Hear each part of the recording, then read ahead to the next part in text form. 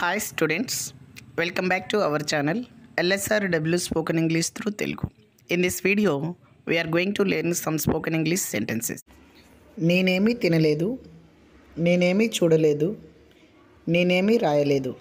ఇలాంటి సెంటెన్స్లను ఇంగ్లీష్లో ఏ విధంగా చెప్పాలి అనే దాన్ని ఈ వీడియోలో మనం నేర్చుకోబోతున్నాం స్టూడెంట్స్. ఓకేనా? రైట్.